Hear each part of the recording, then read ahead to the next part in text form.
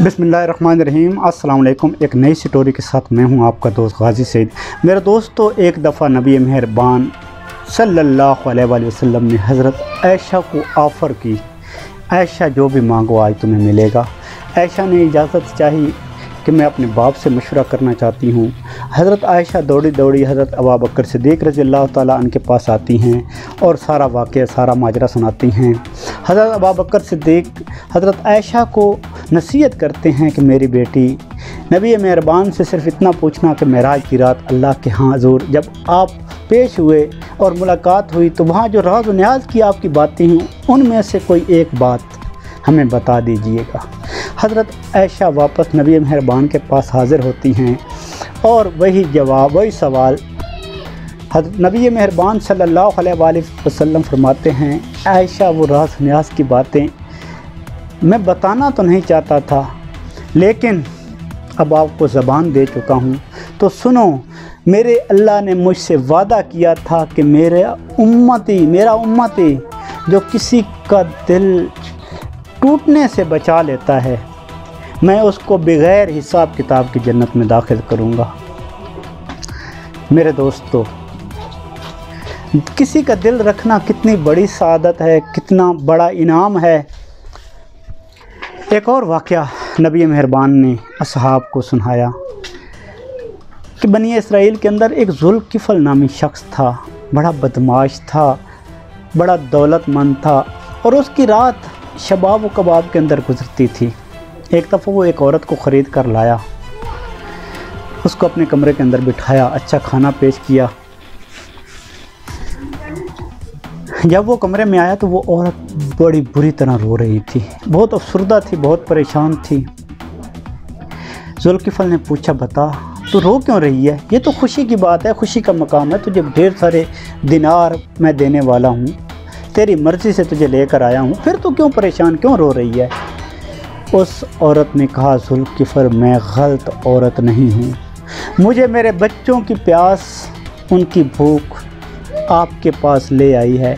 मैं अल्लाह से डरती हूँ क़यामत वाले दिन इस गुनाह का जवाब, इस गुनाह का अज़ाब मैं अपने रब के यहाँ कैसे बर्दाश्त करूँगी और क्या जवाब अपने मालिक को दूँगी।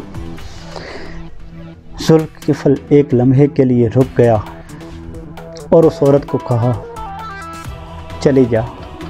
वो औरत चली गई। रात ज़ुल्किफ़ल यही सोचते हुए सो गया कि काश मेरे अंदर भी इस औरत जितना ये औरत जितना ईमान होता कि गुनाह करने से पहले कभी मैंने भी सोचा होता। खैर, उसकी वो सो गया, रात को उसकी डेथ हो गई, वो फौत हो गया। सुबह उसके दरवाज़े पर लिखा था कि मैंने अपने बंदे ज़ुल्किफ़ल को माफ़ कर दिया। मेरे दोस्तों, अब हज़रत आयशा वापस अपने बाप के पास आती हैं और बताती हैं कि अब्बा जान, नबी मेहरबान और अल्लाह के हुज़ूर जो राज और न्याज की बातें हुई थी उनमें से एक बात ये भी थी कि जो किसी का दिल टूटने से बचा लेता है, अल्लाह ताला उसको बग़ैर हिसाब किताब की जन्नत में दाखिल कर देंगे। ये बात सुनकर हज़रत अबू बकर सिद्दीक़ ज़ार व कतार रोने लगे। हज़रत आयशा ने फरमाया, ये खुशी की बात है अब्बा जान कि जब इंसान किसी का दिल टूटने से बचा लेता है तो बग़ैर हिसाब किताब के वो तो जन्नत में चला जाएगा। आप रो रहे हैं।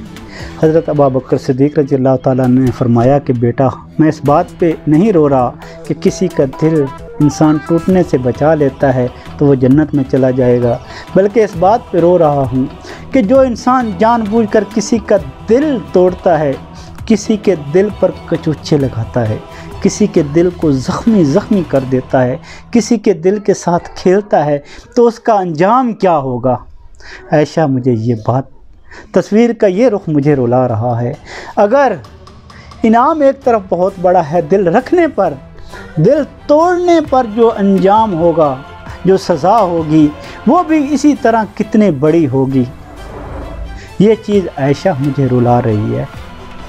मेरे दोस्तों, इस ان دونوں کہانیوں سے نکل کر جو سبق کیا ہمارے سامنے آیا، سبق یہ آیا کہ انسان کو ہمیشہ دل رکھنے والا، دکھی دلوں پر مرہم لگانے والا اور ٹوٹے ہوئے دلوں کو جوڑنے والا کردار اپنی زندگی کے اندر ادا کرنا چاہیے۔ اپنے اندر یہ خوبی، اپنے دل کو ایسا بنانا چاہیے، اپنے آپ کو ایسا بنانا چاہیے کہ ہم دل توڑنے والے ہرگز نہ ہوں، بلکہ دلوں پر مرہم رکھنے والے، ٹوٹے ہوئے دلوں کو جوڑنے والے۔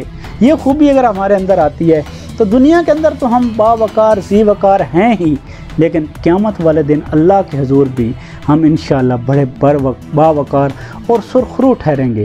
نیک دعاؤں اور تمناؤں کے ساتھ، والسلام۔